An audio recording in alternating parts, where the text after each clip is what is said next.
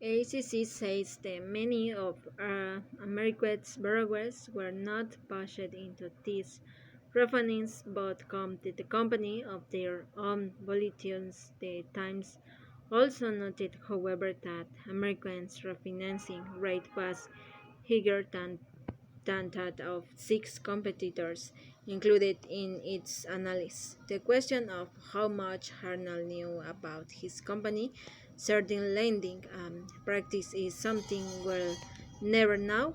Arnold did, and after being diagnosed with esophageal cancer and without even ever being pinned down about what exactly his involvement was, even to some he was a mystery figure. He tended to float about the problems and never got involved in the nitty-gritty of the business. Never ever did I ever see him pick up a loan file, says a former executive. On the other hand, how could he not have known? The company was constantly being hit with accusing investigations and lawsuits, churning fraud and deceptive practice. We were inundated with stories about the conduct of the sales personnel, everything from drug use and fraud to theft and gang affiliation, says another former executive. At best, Arnold seemed to have practiced a kind of willful ignorance. In January, yeah, has a questions about Americans' practice were heading up. The company hired a mortgage veteran named Heath Parker to investigate fraud in the branches. At first, Parker investigation, he helped shut down a branch in Michigan after looking at 2,500 loan files and discovering that the loans officer were all using the same view appraising to inflate the value of properties. The fraud wasn't subtle. There would even be notes in the files spelling of the value the appraisers had been told to hit. Americans repurchased the loans from lenders who had bought them. Both sides, um, both sides that other executives made comments that caused him to think they didn't really want him to be such a zealot. His son decided that, as he later put it, it was not brought into do a job. I was brought into private cover.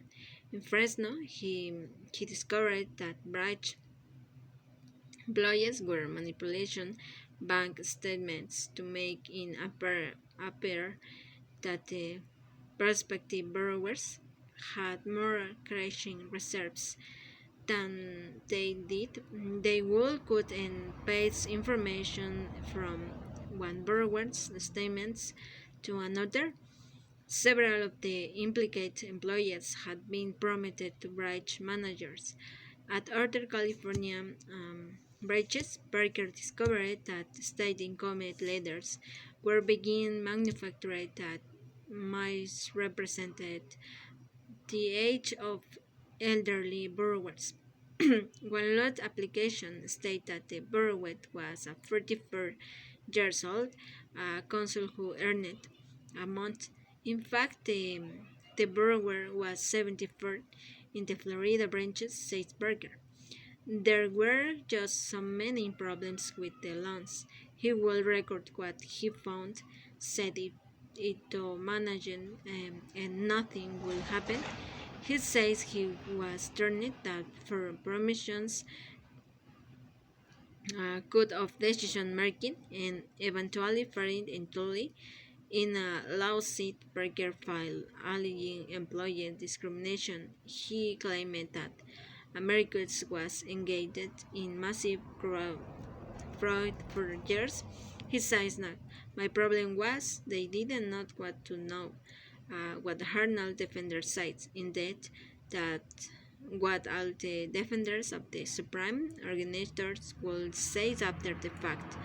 In the tide, the true villains were not the lenders on Main Street, but the investment firms when on Wall Street. Wall Street, after all, was bought, making the warehouse loans on which the supreme companies depended and tumbling of their mortgage and securities in them. The Wall Street firms, in fact, were dictation what kind of mortgage they would buy and at what price. Um, they wanted the rice kids to subprime mortgage they could get their hands in because those were the mortgage that generated the most yield.